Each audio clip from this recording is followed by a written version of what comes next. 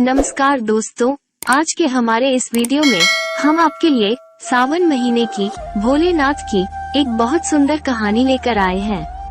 एक समय की बात है, किसी गांव में एक बुढ़िया अम्मा अपने बेटे के साथ रहती थी। माँ बेटे बहुत मेहनत मजदूरी करके अपना गुजारा करते थे। एक बार बुढ़िया अम्मा के मन में विचार आया कि अब उसका पुत्र विवाह के योग्य हो गया है, अब उसे अपने लिए बहू ले आनी चाहिए। कुछ समय बाद बूढ़ी अम्मा ने अपने बेटे का विवाह एक सुशील कन्या से कर दिया। उसकी बहू बहुत सुंदर, सुशील और संस्कारी थी। वो नित्य प्रति जल्दी उठकर घर की साफ सफाई कर स्नान आदि करती और भगवान शिव का अपने घर में ही पूजन करती। विवाह के कुछ समय बाद सावन का महीना आया। बूढ़ी अम्मा की बहू भगवान भोलेनाथ की अनन्य भक्त थी। उसके मन में यह विचार आया कि वो सावन के महीने में मंदिर जाकर शिवलिंग पर जल अर्पित करें। अपने मन में आए विचार को उसने अपनी सास से कहा, माताजी, सावन का महीना शुरू हो गया है। मैं शिव मंदिर जाकर पूजा पाठ करना चाहती हूँ, शिवलिंग पर जल अर्पित करना चाहती हूँ। लेकिन बुढ़ी अम्मा ने उसे मना कर दिया और कहा, घर में ही पूजा कर लो, मंदिर जाने से समय बर्बाद होगा। इतने समय में घर का सारा काम हो जाएगा। ये बात सुन बहू उदास हो गई, लेकिन कुछ नहीं कर सकी। उदास होकर घर के कार्यों में लग गई। उस दिन उसने कुछ अन्य जल ग्रहण नहीं किया। अगले दिन बहू कुएं से जल लाने गई। रास्ते में उसने देखा गांव की दो लड़कियां पूजा की थाली सजाकर मंदिर की ओर जा रही है। उसने उन्हें रोका और पूछा, तुम सब कहाँ जा रही हो? तब वो बोली, सावन का महीना शुरू हो गया है, हम सब भगवान भोलेनाथ का पूजन करने मंदिर जा रहे हैं। ये सुन वो फिर उदास हो गई। लड़कियों ने पूछा, आप क्यों उदास हो गई? तो वो बोली, भगवान शिव मेरे आराध्य हैं, लेकिन मेरी सास ने मुझे मंदिर जाकर पूजा करने से मना कर दिया। सब लड़कियां बोली, आप चिंता मत करो, हर रोज इसी समय पानी भरने आया करो और हमारे साथ मंदिर चलकर भगवान शिव की पूजा कर उन पे जल अर्पित किया करो।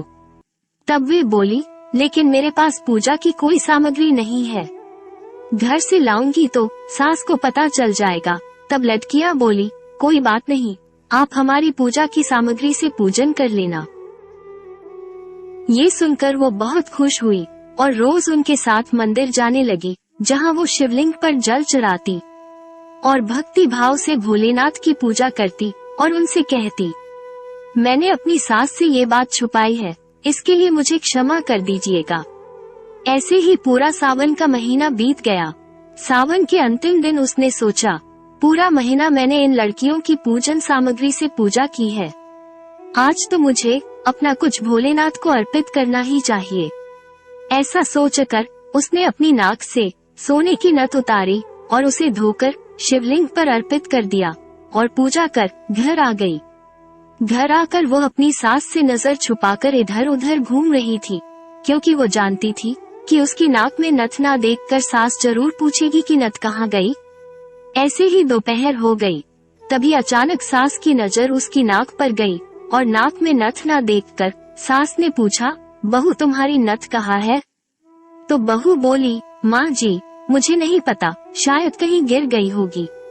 सास बोली, अच्छा तो ये बताओ कि तुम आज कहाँ कहाँ गई थी, वही जाकर ढूंढ लेंगे। बहू बोली, मैं सुबह पानी भरने गई थी, तब तक तो मेरी नाक में नथ थी, इसके बाद मैं उपले थापने गई थी।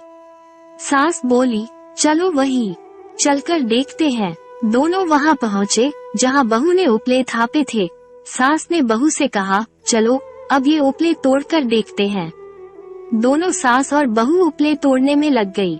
जैसे ही दोनों ने उपले तोड़े, दोनों के उपलों में एक एक नथ निकली। सास बोली, नथ तो एक ही थी, ये दो कैसे हो गई? इसके बाद सास ने एक एक कर सारे उपले तोड़ने शुरू कर दिए। अब सास उपले तोड़ती जाए और उन सब में से नथ निकलती जाए।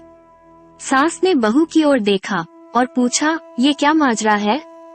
तब बहू ने सास से क्षमा मांगते हुए सारी बात उसे बता दी और कहा, ये भगवान भोलेनाथ का आशीर्वाद है।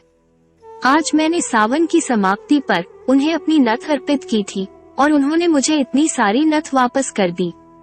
सास बहू की बात सुनकर बहुत खुश हुई और कहा, सावन माह में स्नान, जप, तप और दान का इतना महत्व है, तो अगले साल हम दोनों मिलकर शिवलिंग पर जल चढ़ाएंगे और पूजा पाठ करेंगे। अगला सावन का माह आने पर दोनों सास बहू ने नियम से सावन का पूजा पाठ, जप, तप किया। भगवान भोलेनाथ की कृपा से बुढ़िया अम्मा का घर अन्न धन के भंडार से भर गया। बहू को एक सुंदर पुत्र रत्न की प्राप्ति हुई है। भोलेनाथ जैसी कृपा बुढ़िया अम्मा और उसकी बहू पर की, वैसे ही इस कहानी को कहते, सुनते और हुंकार भरते सब पर करना। जय भोलेनाथ। तो दर्शकों, उम्मीद करते हैं कि आपको ये कथा पसंद आई होगी, और अगर पसंद आई है तो इसे ज्यादा से ज्यादा लाइक और शेयर करें। अगर आप इस चैनल में नए हैं तो इसे अभी सब्सक्राइब कर लें। वीडियो को यहाँ तक देखने के लिए आपका बहुत बहुत धन्यवाद।